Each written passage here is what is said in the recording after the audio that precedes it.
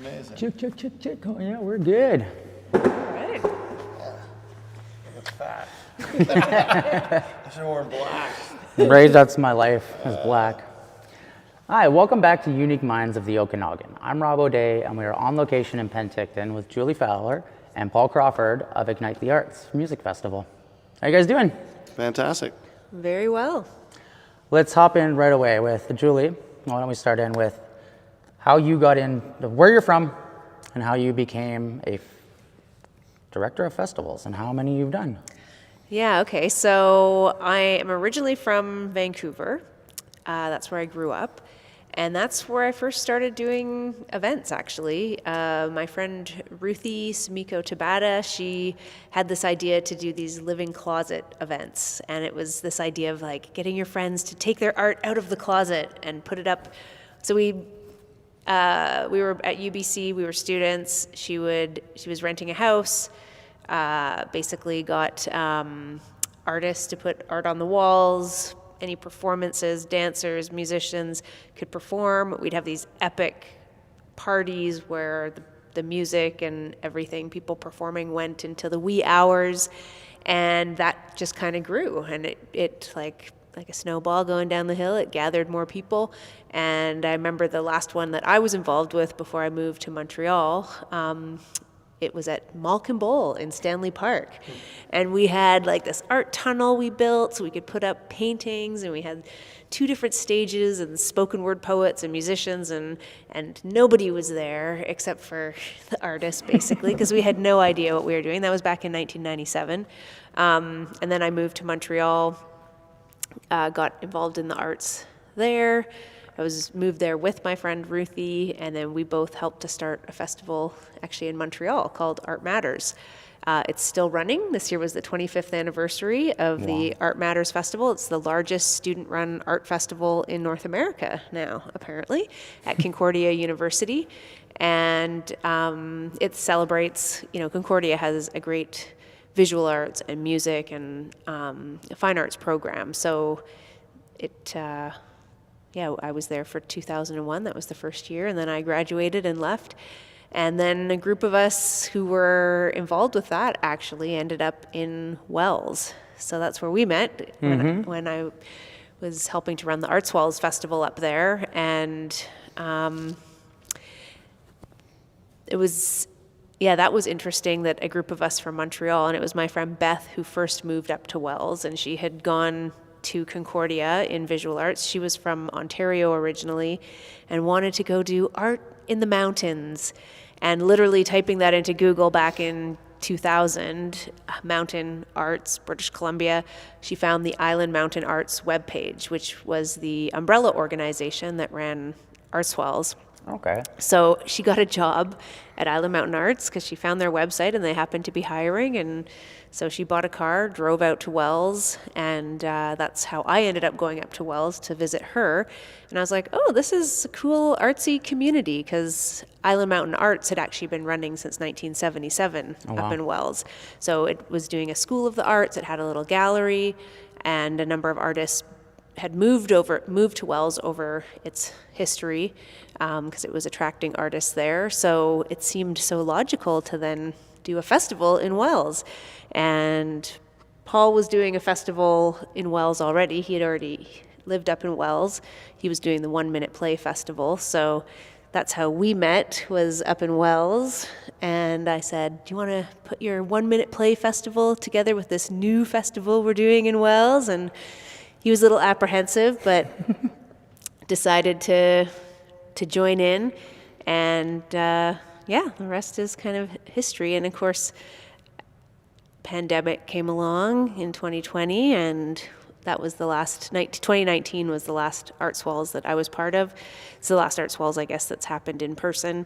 They are planning one this year, so I hope that goes really well. But down here, Paul thought we should start another festival, Ignite the Arts. So we've just had the 4th year of Ignite the Arts. So you also work with Two Rivers Remix, right? So what's your role with them?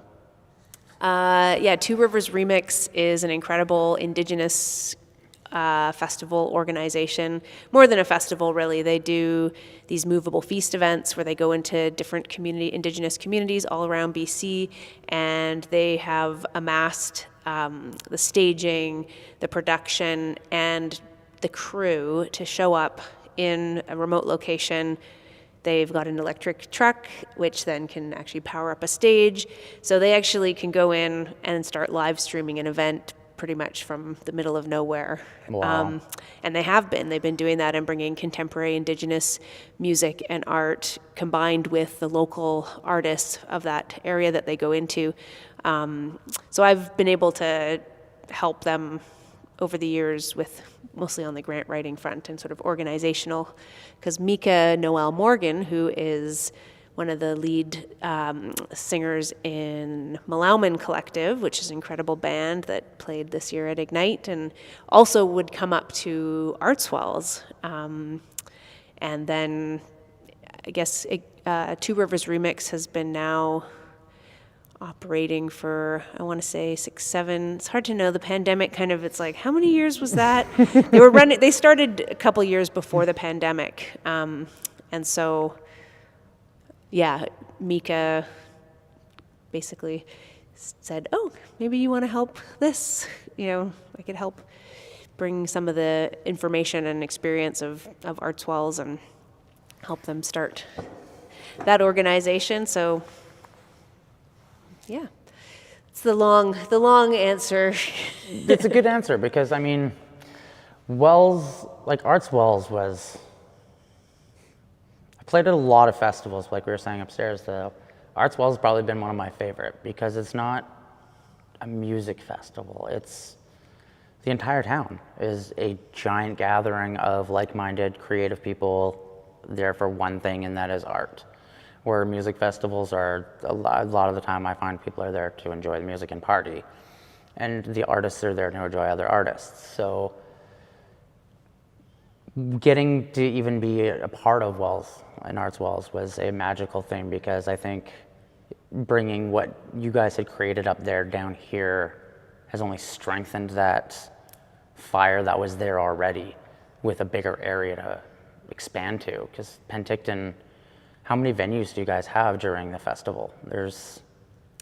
I kind of say 10 plus. Yeah, I was going to say easy 10. There's some that are just used, like the Beehive Yoga Studio did nap time this year. So that was a small piece of the festival, but an important one. This year we actually had a winery, Hillside Winery, who did, they featured writers from Penticton out there in the tasting room. The Hub was a venue for our Drag Kings performance. So that was a workshop that happened by the Arts Council in the week leading up to the festival. They did a Drag Kings workshop, and then the performance was part of the festival, and that was at the Hub, as well as SOS Pride hosted a Day of Trans Visibility brunch at the Hub, but it wasn't a regularly programmed all weekend long venue, whereas the Brit Bar and the Dream Cafe and Highway 97 Brewery and Cannery Brewing and the Elks Hall and Tempest Theatre and the Legacy Den, those were kind of our ones running all weekend long. Did I miss anything? Well, the art gallery that we're in here right now, the Penticton Art Gallery, of course, is the umbrella organization.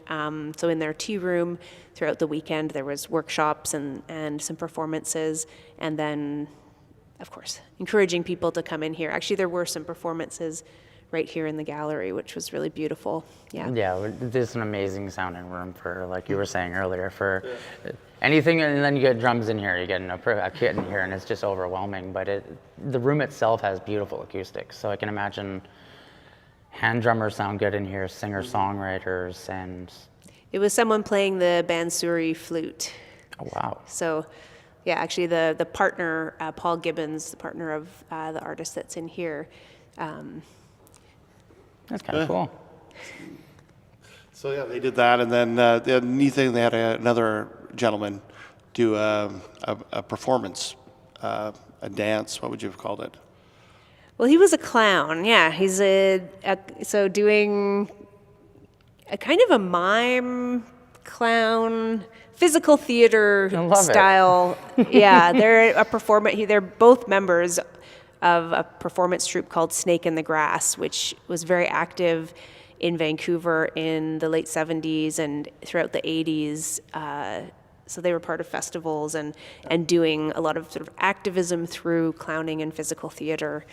It was really cool to have them here I love this year. clowns. Most people are scared of them. I think they're awesome. It was amazing. It was amazing to see him sort of working the space and being responsive to the flute, and other people here too, and people who would sort of stumble into the gallery, sort of not really know what to make of it, and him also being responding to the paintings in here, and then taking it out of the space into the main gallery, and just, you know, confronting people who'd be coming in. It was really quite a beautiful thing to watch, because as soon as people sort of let their guard down and sort of got into it, it was amazing just to see how people would just sort of just be mesmerized by the slow, deliberate movements of what he was doing, and his unflappability as well, of, you know, whatever reaction they had, he just was stay the course. And that was really, it was a beautiful thing to watch. And it was something I knew was happening, but I didn't really expect it until I got to see it. So that was just part of the magic of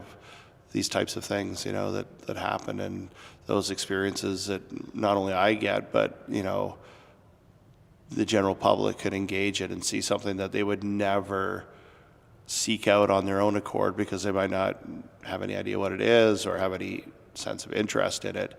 But then just to be smack and dab in front of it and having to have that moment to engage with it, I think is amazing. I think, and that's what I love about a festival like this, opposed to like one that has one band or two bands and two stages. And, you know, like here it is a choose your own adventure. Like whatever space you enter into is most likely something you would never seek out knowingly on your own. But in the process of doing so, you discover that there's a whole other world of stuff that you can open your worldview, you know, can change your worldview on things, or, you know, everything else. And so that to me is the magic of having these sort of multi-venue festivals, because it is, every door you open could just change your life in ways you'd never have expected. So, yeah. It's a good way to put it. They choose your own adventure. Yeah. Because that's exactly how I would describe Wells.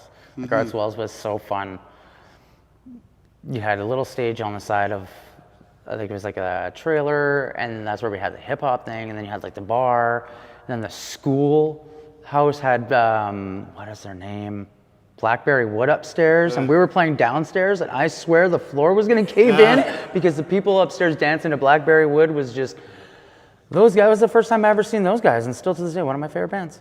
And seen them up there, and like you said, I would never go out of my way to find Blackberry Wood. If I saw them on a bill, I would just be like, that's a really weird act. But to sit there and watch them play as a group together, and how high energy, like bands say they're high energy, no one touches that level of energy. They are crazy on stage, and it's so fun to watch. And that is kind of what I enjoy about the festivals you guys put on, is they're not the same as anybody else's festivals. Like, there's such a different element of, it's like a deeper root in the arts, versus just we're hiring bands to come play a festival. There's so much thought behind each stage, where the stages are going to be, who's playing them, the artists that are coming in, that it's kind of just on a different level, and really hard to like put in a category with other festivals, which is why you can't. That's why I like Ignite, and why I loved Arts Wells, is because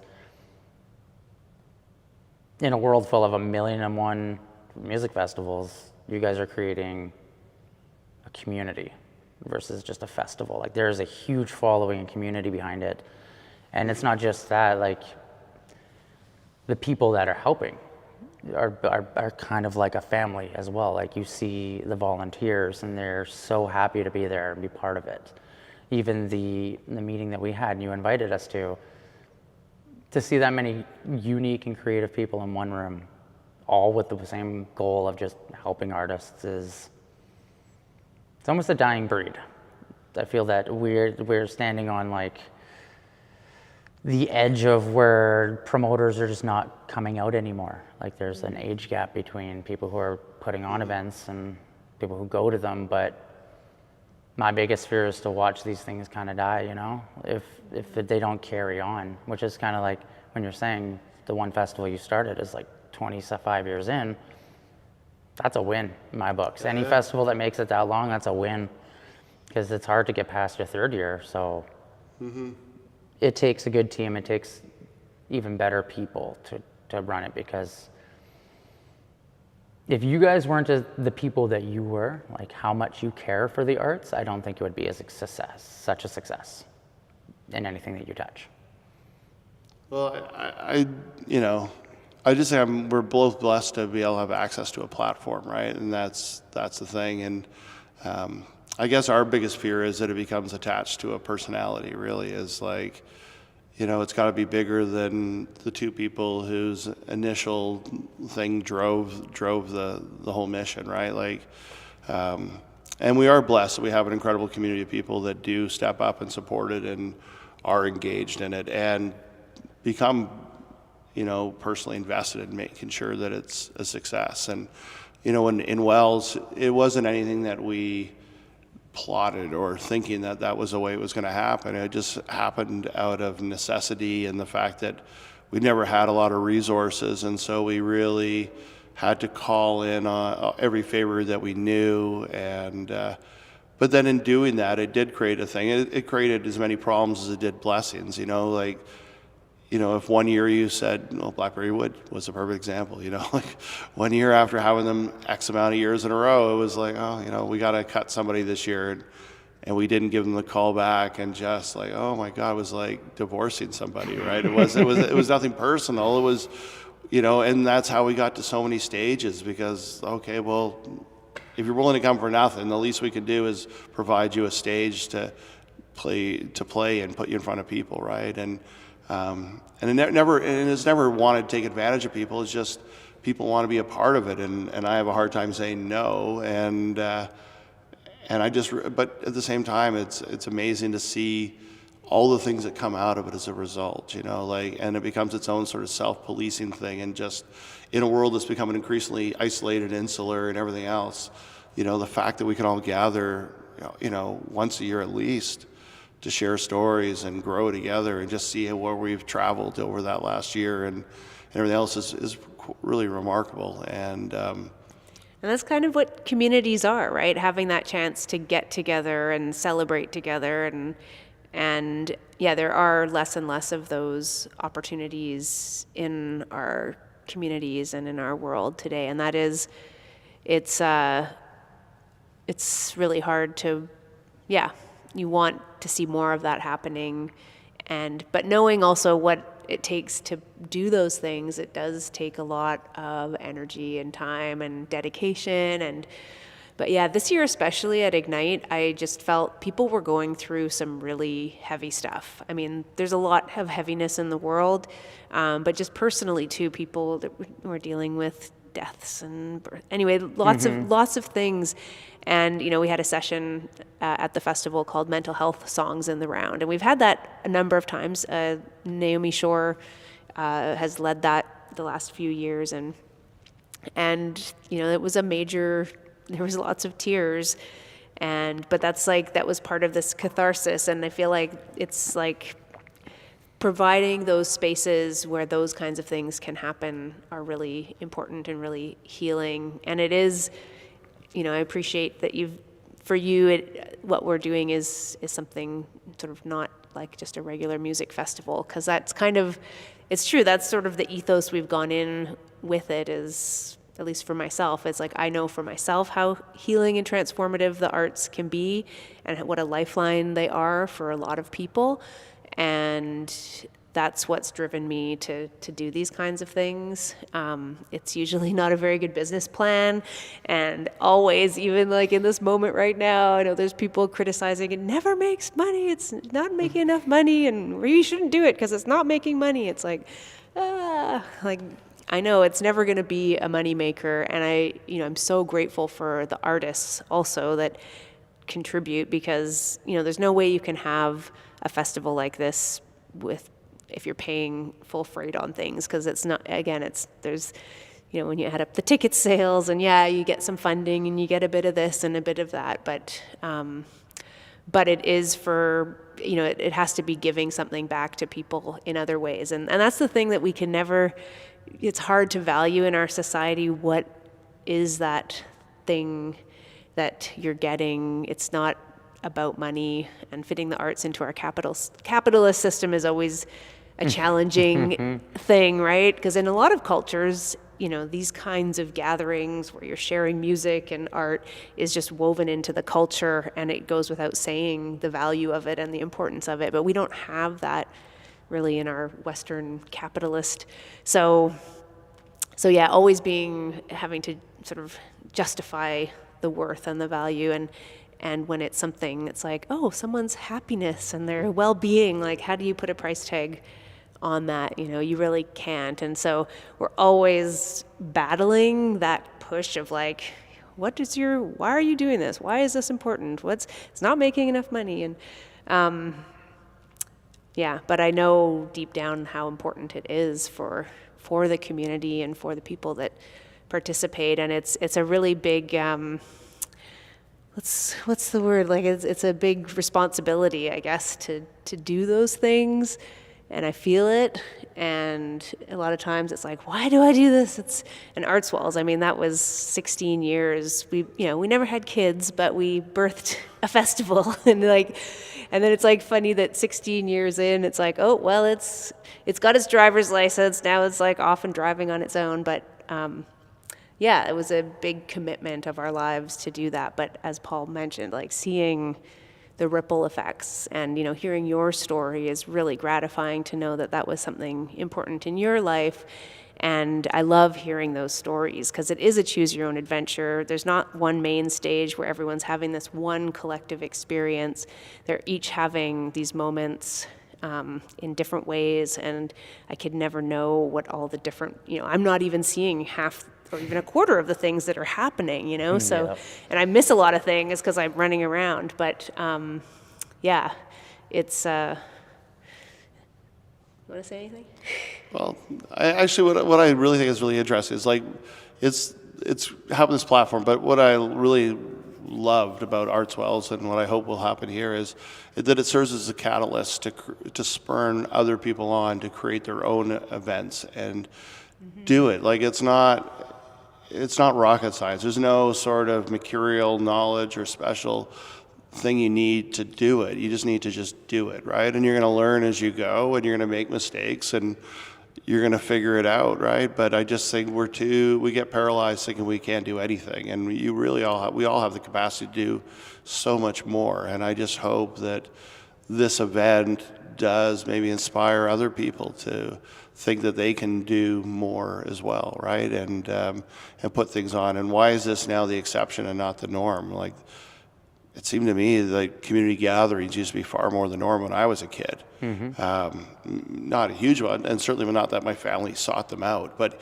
in our neighborhood, you'd have like your neighborhood, someone would throw a barbecue, or you'd have this, that, or the other thing. And I have very powerful memories of those as a kid, right? And when we travel, like, you just see how art, music, and culture is ubiquitous. It's as much as going to church on Sunday as going to the Zocalo after that down in Mexico. And everybody, regardless of your social economic stature, is out there on equal with everybody else, hanging out, celebrating with music and all that. And it's so amazing just how important art is in our lives and how dismissive of it we can be when it, based on that economic model.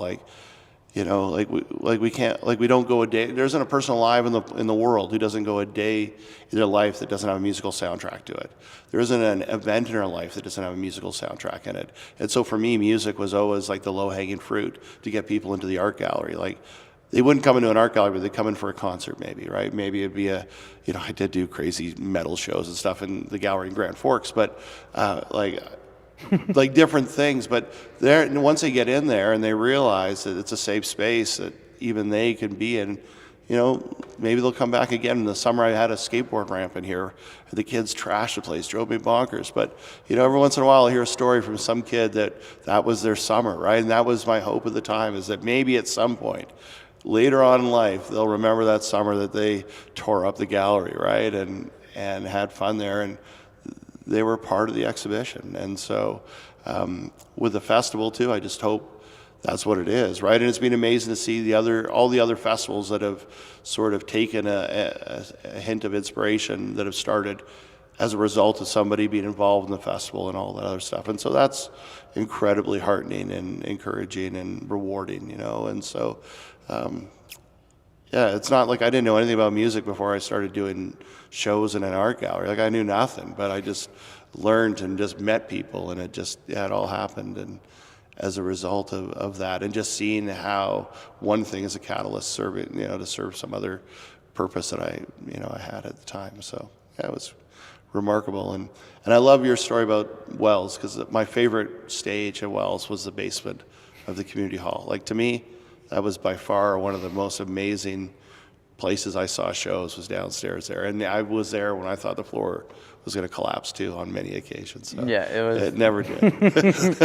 That was a fun moment. Oh, yeah. Definitely, this is worth it if the floor caves in. Yeah, like dust raining down, and just like, is that special effects or what's going on? Yeah, no, it was remarkable. But yeah, but those moments, and when people do share those, you know, it's like, that's what makes it all worthwhile, is just to hear one person's experience that was transformative in some capacity, and you know, and that's remarkable. And so, and then seeing all the amazing stuff that you're doing, right? Like hearing your story at our industry connector was incredibly inspiring, you know, and just, you know, the pride in what you take and what you do, and the commitment that you have to the course, right? And like that's totally amazing, you know. It makes me feel that I'm not doing enough, you know, like in a way, just seeing all the stuff that you're doing. Like your life is your art, and I find that. Because you now run a festival. And yes, a media two of company. them. Yeah. Two of them, but we haven't done one in two. We took a year off when my son was born. So I have two kids now. One's 2 and the other one's 4. So when my son was 1, I took a year off. Mainly because I was going to lose my entire family because of putting on events for the community, which was kind of a huge eye-opener for me. Was I'm giving back to the community, but I'm about to lose everything that matters to me doing so. So I had to take a year off, but it made me kind of take a step back and realize what really matters about it, the shows that I put on. And before, I kind of was reaching out to, I need the biggest names, and I need to get the most like popular band right now to come down. But it's like, it's hard to describe. There's this weird small group of people that we've built as like a family for Enigma. Mm-hmm. And we work with them, and we continue to push that network of bands that we work with versus trying to reach out for bands. Yeah. I'd rather build a small community than bring everyone in, kind of a thing. Because at the end of the day, it doesn't matter how many bands I bring in to book. It's not just for me. At the end of it's put on the show, but there's a weird like, I wish it came back with bookings, especially being a band. Mm-hmm. That's where being an artist and being a promoter, I've got to learn to separate the two. I have a really hard time with that, being like helping out and then hoping it comes back to the band when it's me just realizing I'm just me helping out and not. Mm-hmm. It's a weird mentality I have in that sense, but.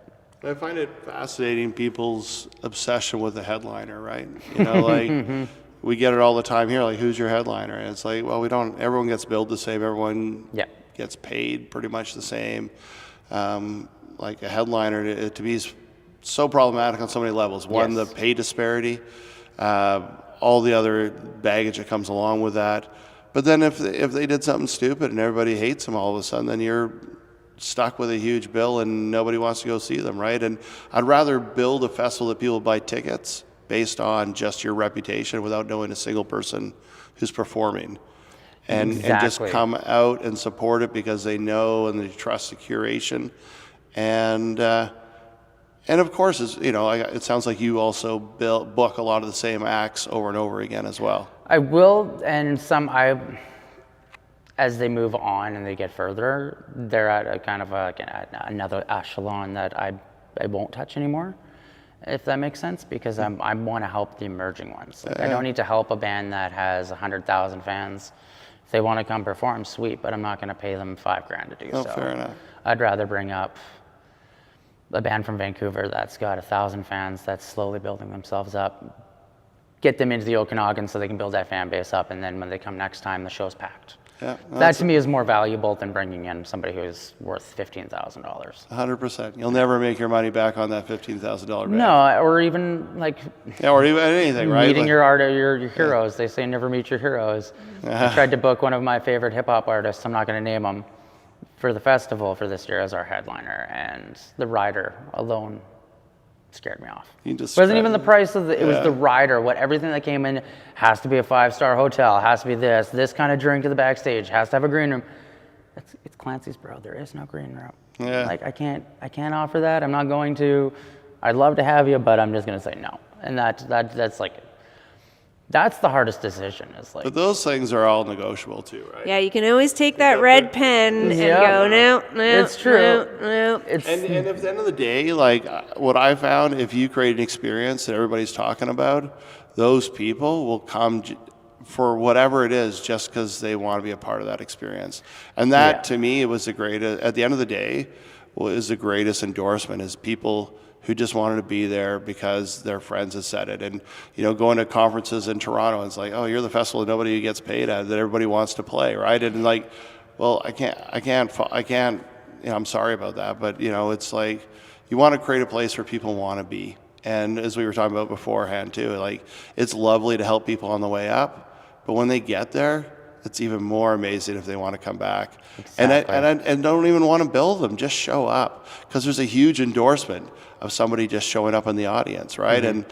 And that has value beyond anything. It creates a mythology around it. But if you're an emerging spoken word artist and you look in the back of the room and Shane Koizan's sitting there watching your show, that's going to probably have some impact on you, right? And better yet, if he comes up to you afterwards and says, "Oh my God, really love what you did," that's incredible. Or maybe get on stage with you. Who knows? But all those things are possible. And if you can create that environment where that can happen, it's pretty remarkable to think that people are feeling that they can make themselves vulnerable as an artist beyond what they normally do. Like, it's one thing to have a set list that it's controlled, I can do that. But if I'm willing to jump up and sit in with somebody and go somewhere that I have no idea where I'm going, that's remarkable. And if you can provide that experience, and that's what I think you're probably creating, what we want to create and have had happen. And those are the moments that you'll never, no ticket price will ever, be enough to be able to be in an audience to experience something like that. It's remarkable. So, yeah. my favorite feeling is when I'm out and about and I see a festival shirt. Yeah. One of my festival shirts, because we sold out every single shirt we've ever made almost. And you see them all out all the time, or on friends who are doing videos or performing, and I see them. I'm like, that's me. Like that. Yeah. I did that with no money, no like goal, just like, I'm gonna throw a festival on, and everyone's like, okay, we'll support you. And do you go up and engage those people when you see your shirt on them? Yeah, I definitely Amazing. do. And like one of our biggest fans, his name's Zach. Didn't know him before the festival, but he showed up for the metal brunch that we had planned that didn't get done. But he was standing outside the venue waiting for the brunch, and because it was canceled, he didn't realize that he was standing out there, and we invited him in to come help set up the show for the second day of the festival. He's been a #1 fan since, and he still comes to every show. Is he from Grand Forks? Oh, he's from Kelowna. I don't know if he's originally from Grand Forks. Well, there's a lot of Zachs in the His metal name's thing. Zach Robertson, and he's an amazing guy. I absolutely love him. It's just those little things, right? Yeah. Or like the people you don't expect to meet friends with that, like, you're friends with down the road. Like, for example, Rasta Pete. He's been out of the Okanagan for God knows how long. Yeah. He messages me random. He's like, bro, can I come play your festival? There you go. I used to look up to Rasta Pete when I was a kid. So for him to reach out and be like, hey, can I come play at your thing? I was like, yeah, of course you can. So it's those kind of moments that like really are inspiring for me, that make me like want to continue to do it. But I also think that's a real tribute to what you've created, right? Like, you've created this environment where, enough people within that community are talking about it that, these other people that would be, maybe beyond your reach in some of their capacities or whatever, are willing, just want to be a part of it, right? Like they realize, because I think there is that sense of connection and that value that, once you get to a certain point, you get removed from it all, right? And I think at the end of the day, the most valuable thing we own is community. And it's tenuous at best, but when you have it, it's magical. And, and it's worth, you'll never could put a price on it. You can't buy it. It just happens organically, right? And if you've created that with your festival, then that's remarkable. And it sounds like you have, and I know you have, but yeah. Because it's a weird one. So like, I never really wanted to. Like, it just kind of fell into my lap one day. I never, even this year, I didn't expect to do a festival. Clancy just reached out and was like, hey, can we do one? And I was like, give me 2 weeks, it'll be booked. Booked bands, everything was all set up because I've got it down to like, I'm super OCD. So I have it down to a science. It's like, it goes in the steps as I'm setting it up. And if those steps aren't done in that order, then I know something's gonna fail. And that's where it's now, I'm at the stage where it's just accepting bands and choosing which lineup, but everything's already set for sponsors and venue. And like I'd make sure that those details are focused because of my OCD, or like it goes haywire because it's not me who puts it on. I'm the one, like, it's my idea and I'm the one backing it. But at the end of the day, when it comes to the festival, it has nothing to do with me. It's my friends who are helping get the band off the stage in 10 minutes and switched over, and my girlfriend running the merch and making sure every band's merch is being sold and taken care of. And I literally do nothing on the day of, other than perform. So like, I'm really guilty to be like, I don't do nothing for the festival on the day of the festival because I've already it's been pre-lined up. So the day of the festival, I can just oversee and make sure it runs smoothly. And I think that wouldn't happen if it wasn't for like my handful of the team that I've built, which is just a handful of people. But the thing for me is like the full circle moments that always seem to come back, like right now having an interview with you guys, or for example, reaching out to one of my favorite bands that's from Kelowna that's just announced they're going to start performing again. Sadly, they can't play the festival because of the clause, which says they can't play for like 3 weeks after, and they're 2 weeks. So it's like they're playing a festival 2 weeks later would be ours. If there was a week later, it's someone else's radius because they're clause. So they have a clause where they're not allowed to play 3 weeks before, 3 weeks after, so we can't get them. But if the fact that they even admitted that they would do it was like Bleeding Alarm was, we hosted them at the Penticton Library in 2005. Wow. I was so young, and Dave Mai was in Ruckus at this time. Push for Protection was still playing, and we brought Bleeding Alarm down, and I opened up for Charles, and Charles told me if I continued, that I would make it. 25 years later, I asked if Charles can come play my festival, and he says, I'd love to if I was able to. So like those things where it's like, I haven't talked to him in years, but he still kind of remembers, and like you still have those connections. Those are more magical than ever being like making money off your festival. Yeah, the relationships, right? It's building those relationships and seeing and then the relationships that come. Like we were at a wedding last summer, and it was two people that met at Artswells, and so they invited us because Artswells was a big part of how they met, and it just sort of really hit me in that moment, like all the relationships that might not exist if Artswells hadn't existed. And similarly, Ignite or these events, and how that was another sort of moment of like how valuable when people don't have the opportunity to just meet and build relationships, which is such a fundamental piece of being human is relationships, right? And I think there used to be many more of those kinds of interactions or opportunities for people to build a relationship, so it was profound to think about as these events become less, or these opportunities, that those relationships don't happen, and just what a loss for our whole. And thinking of sort of on a worldwide scale, it's like, wow, that is staggering, and no wonder so many more divisions start happening and people get isolated, and loneliness is the new smoking and things like that. It is so important for health and well-being of our species. It is. And like it's weird too to think like Woodstock made such a change globally. You know what I mean? And it wasn't just the movement that was behind it. It was the music, the people, the message that was there. It wasn't just a festival. Mm-hmm. And I think that message is what's missing nowadays. Like, most festivals are there to put it on because they want to sell tickets, and that they want to make money off of the artists, and artists want to make money off the festival. But it's like, the whole mentality of a festival, if you go back, was to bring people together, not make it like super cliquey and like, this is an EDM festival, this is a metal festival. That's where I'm a music festival. Like, we have metal, we have hip hop, we have that, but it's built up. So like, the first band is going to be rock or punk rock. Like, you warm yourself in. It's kind of like if you're going out for a night drinking. You don't want to like start slamming liquor hard, right? You want to have a couple beers.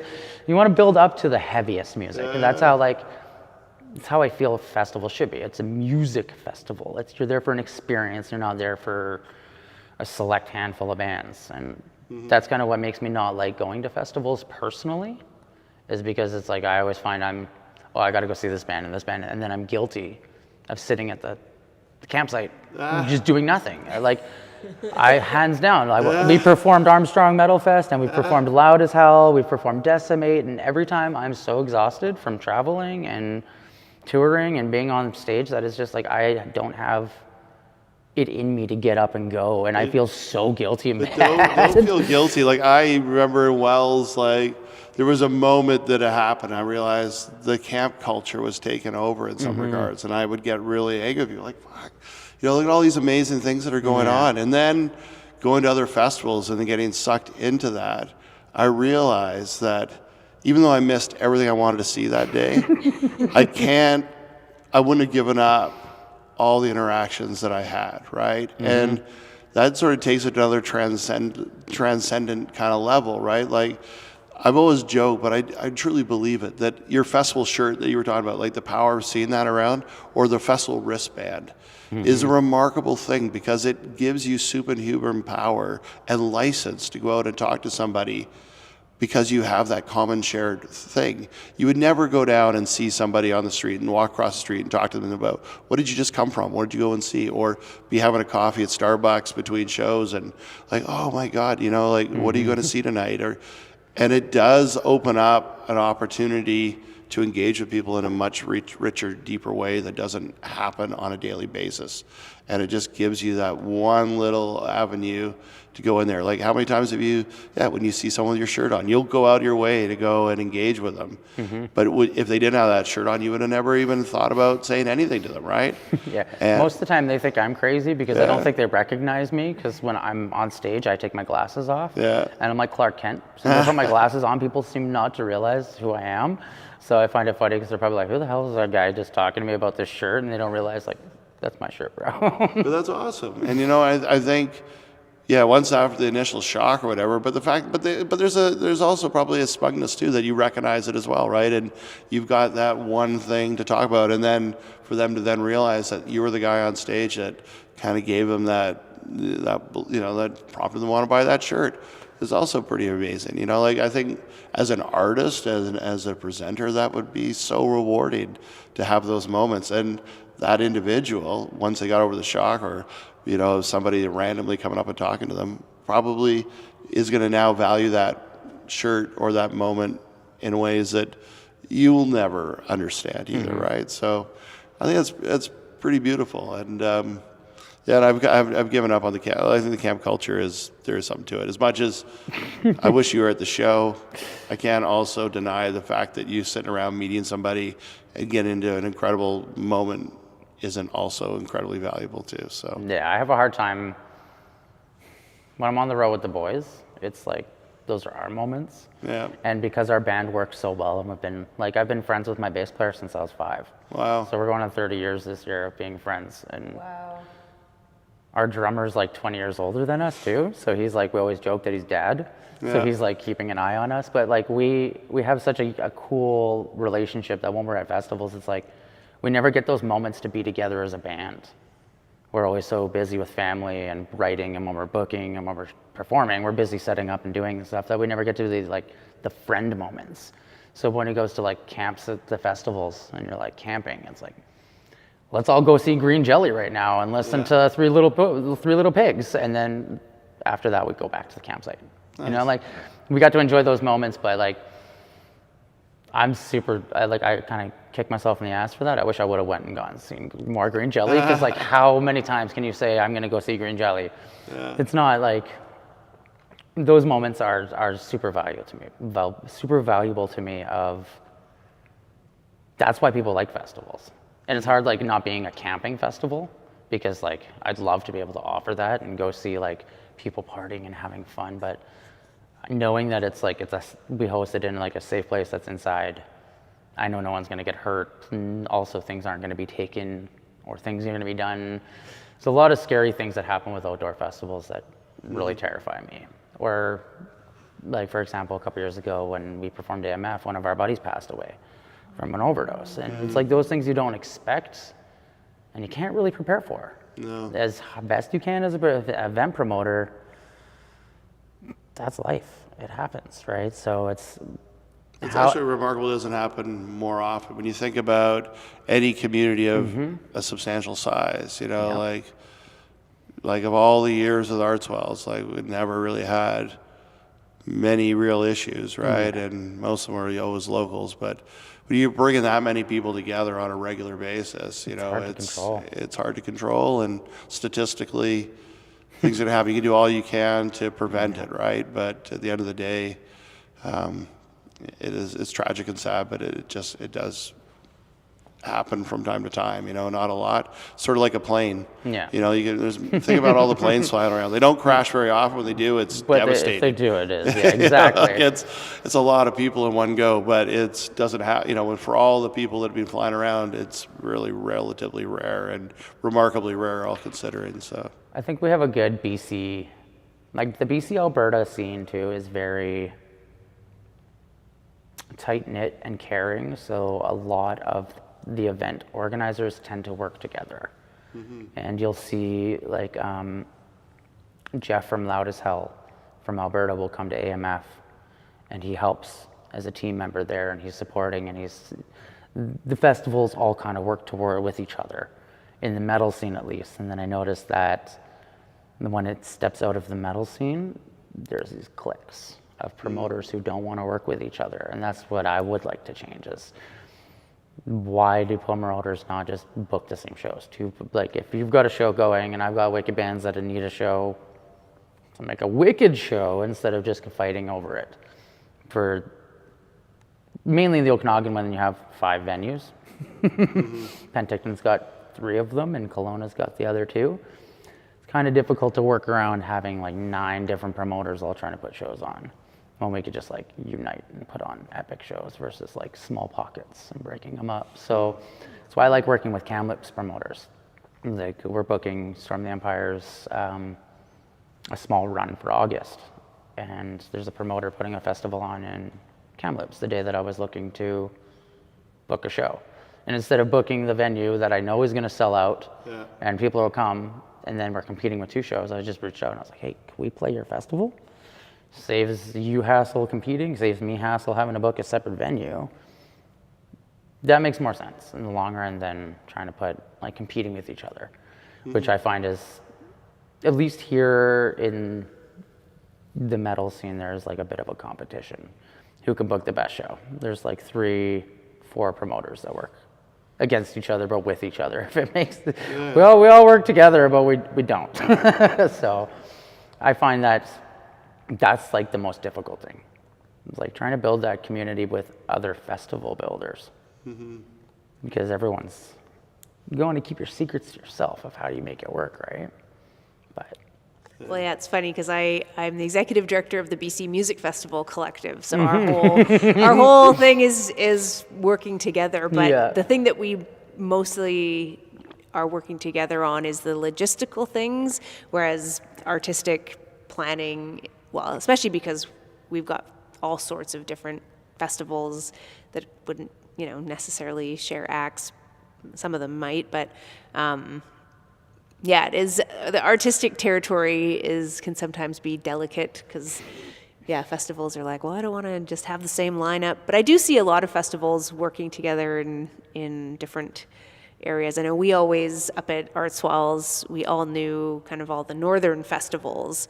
You know, we had Edge of the World and Midsummer. Well, Midsummer was kind of in June, whereas, you know, Art Swells was in August. So sometimes doesn't really make sense to share artists, but yeah, Edge of the World and Kispiox and Bella Coola Music Festival and Robson Valley, and yeah, we do. It's like how to share artists, and a lot of the artists, you know, were creating those sort of, you know, they would know the festivals. Bop from, you know, Kispiox was always the weekend before, and so there'd be a whole contingent, and then there'd be a bunch going from Art Swells to Shambhala, you know, not necessarily artists, maybe more the volunteer crew, and there's just all these different things. It's interesting though, because I was just talking to an artist, and it's difficult because a lot of festivals are changing all their dates because of wildfire season and different impacts like that. And so it's throwing off what was kind of, everyone had sort of claimed their weekend and you sort of knew what the cycle was. And now it's, who knows? People are doing lots of different things. And so it's a challenging landscape out there for the summer. So you choosing to do indoor venues, I know Ignite is all indoor venues, and in an off-season time that we don't have to worry about, you know, climate crisis for the most part. Because yeah, for summer festivals, I know that the anxiety is it will run high until their event happens, or, you know, in the case of Art Swells last year, that was their first year coming back. And they had to cancel because of forest fires. The whole town of Wells and Barkerville was evacuated for at least a week or so.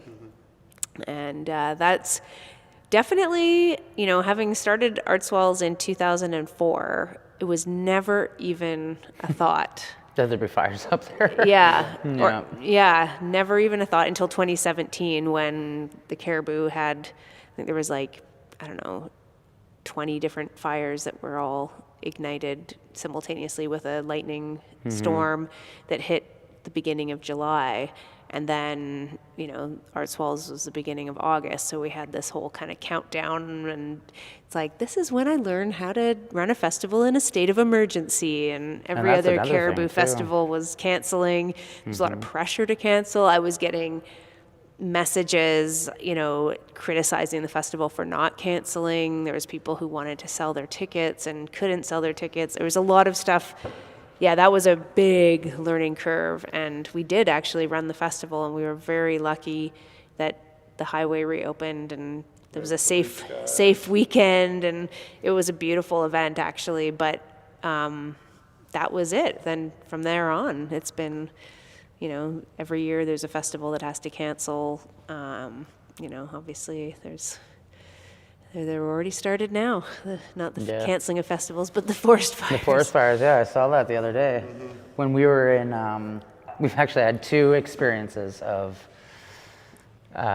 crazy storms. Loud as Hell is another one that gets, because they're in the prairies and they're in August, they're like right in rainy season, and like it's hot, but the wind storms out up there blew the entire campsites apart and like wrecked tents. And then last year when we played, that was when Calgary got that huge hailstorm.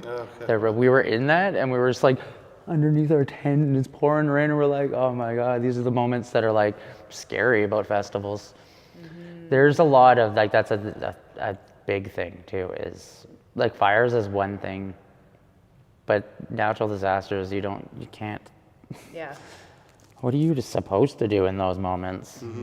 Especially when you're there, like at the festival in the moment, you can't cancel it at that point. You kind of hold it off for a moment, like they did it Loud as Hell. They held it off for the band because it was too dangerous and be on stage, because it's an outdoor stage. And an hour later, they finally get back on and pushes the whole date back. But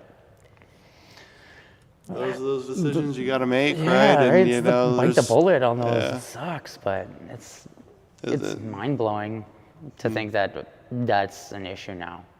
Like, we have to worry about fire seasons or flood seasons. We never used to have to worry about that.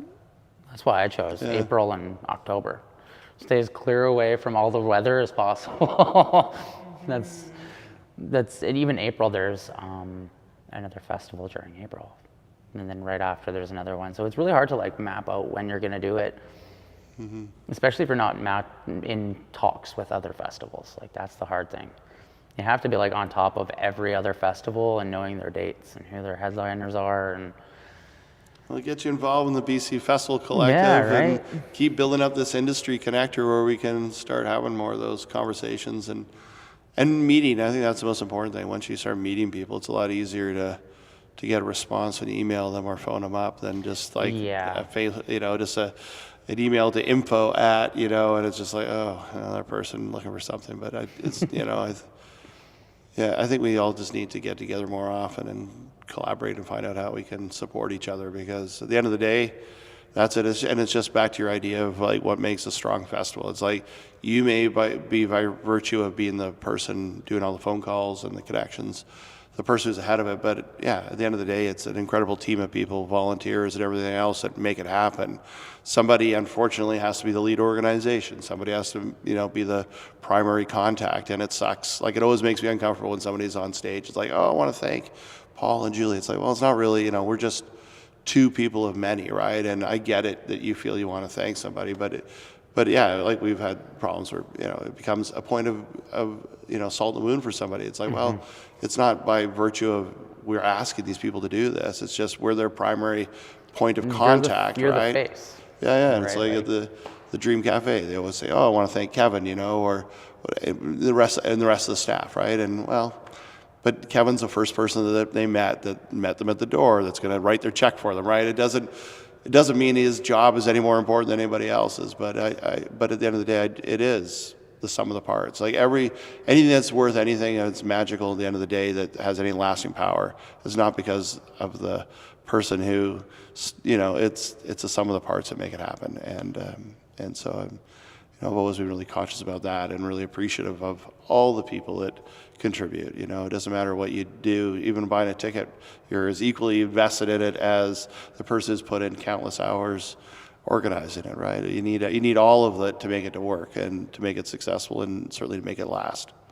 So. And if you like, it's also really hard to build your name as a promoter to where people see that you're putting on something and instantly they trust you, like you were saying earlier. They trust you, like, oh, they're putting on an event, I'm going to it. I don't even care who's there. We have almost 100 people on Facebook going to the festival in October, and I haven't even announced a single thing. Perfect. Like we still have 4 fundraisers before I even announced the lineup for the festival. So that right there makes me feel good, because I know like people trust me enough that I put on a good show that they'll 6 months down the road, they're like, oh, that's the festival, I'm going to it. Yeah. I could have the worst bands ever. They don't even know. I could do it on purpose at this point, just for fun, and they won't even know. But they know you won't. So yeah, I don't know. I love our community. I think it's, as much as I always like to say I hate Penticton and I had to move away because it was just like it's my hometown, but like leaving, and I always come back. Even if I don't live here currently, all my favorite shows I host are in Penticton, and the place to stay forever. right? And it's just, I don't know, it's magical. I just wish it was bigger. I wish that like the music scene could explode way bigger. It's just, there are not enough people in Penticton. It's got like 40,000 people. But I still think you could have a bigger scene here. Everybody just needs to make the concerted decision and the effort. That's the or hard just part. to get off your ass and get out of bed or get off your couch. And like I've seen myself, fall into that trap, and Netflix and whatever, right? Or fall into working until stupid hours here late at night and stuff. And it's like, I think if we all just made more of an attempt in general in life to show up more often, a lot of the problems that we see in our community would probably disappear. I think your mental health would improve. I think it is just one of these things, and I'm as guilty as anybody else, but I just think, you can't go to 100% of the shows, but if you could go to 10% of the shows, You know, how many times, you know, rarely you're going to come away thinking, oh, that was the worst decision I made. You know, I should have stayed home and eaten, you know, junk food and watched another stupid Netflix show or something. No, like, there's something amazing and so cathartic and healing about the common shared experience.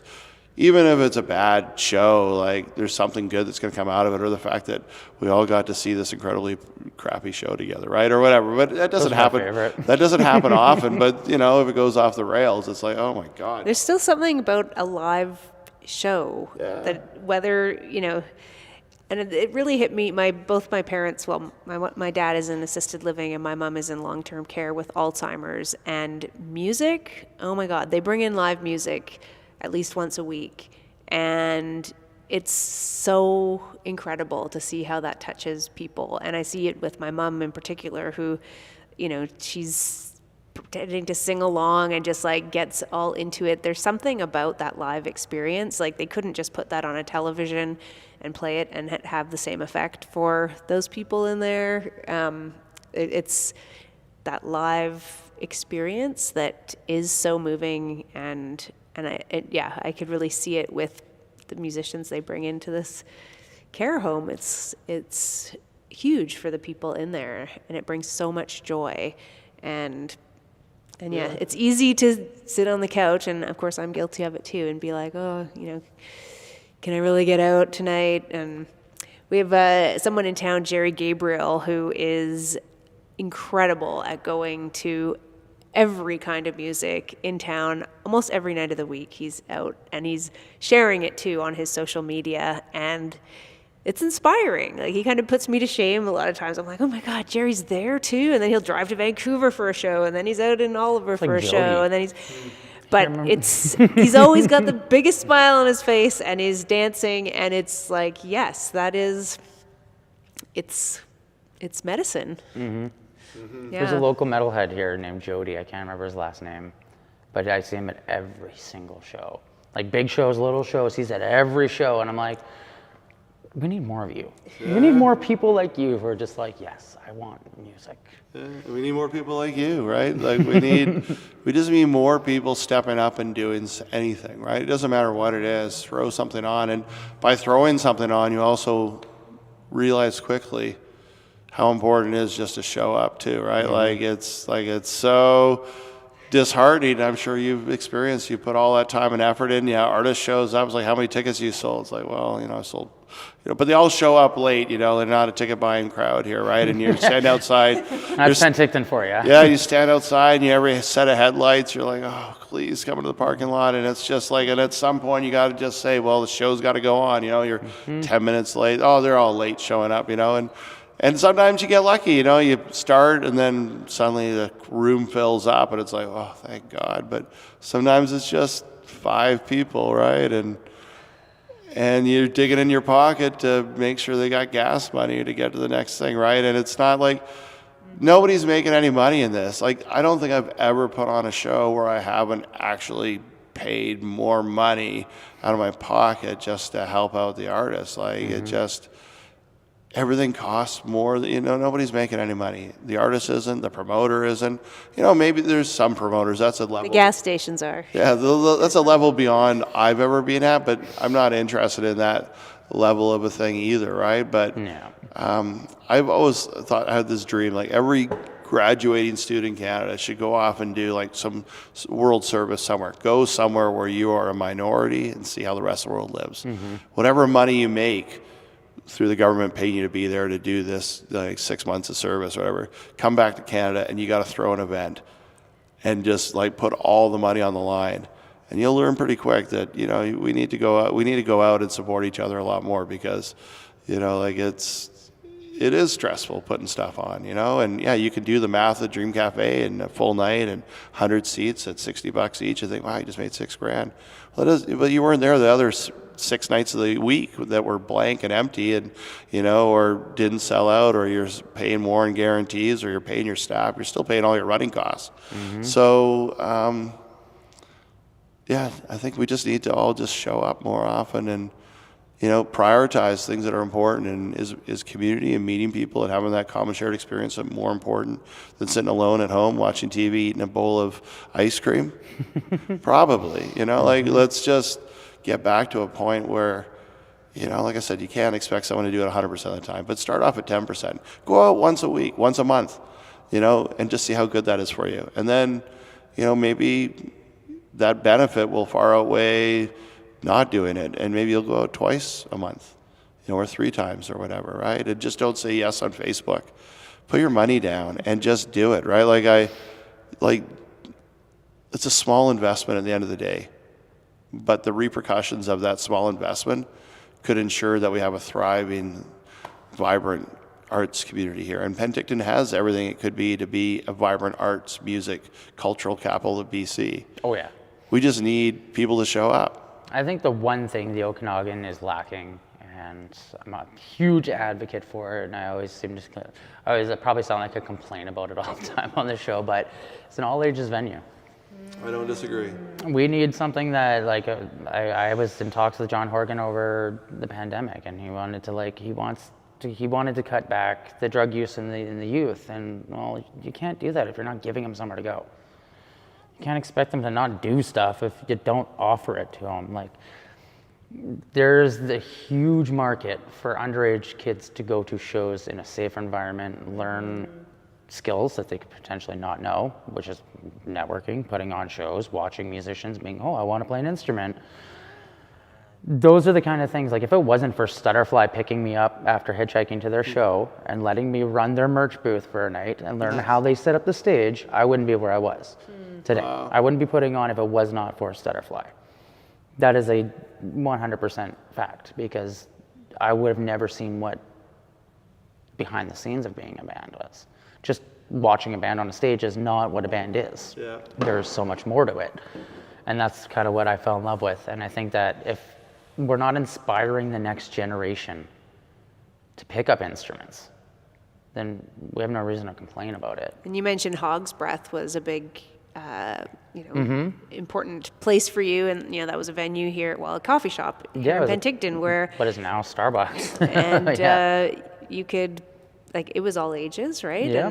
And open to anybody to get up and perform. And you're not the first person that's mentioned Hog's Breath. It was before my time, because we moved here in 2006, right? And it had so it would have been just gone. But we have Legacy Den, which was one of the venues that it's an art gallery, vintage clothing shop up on Main Street. They do a First Fridays event. So that's the first Friday of every month. It's just an open stage. They have coffee, tea, and a few cookies. And it has actually really generated, there's going there, it was so heartening. There was such a mix of ages. There was definitely youth. It was a small little seed of something, but I know that back in the day, there was something called Teen Town in Penticton. There was a whole nightclub dedicated to teens. We used to have the Element used to host teen nights where they would you're going to the club at 15 and have they'd have the foam bath nights and stuff. But it was there was no liquor. It was just going there and having fun.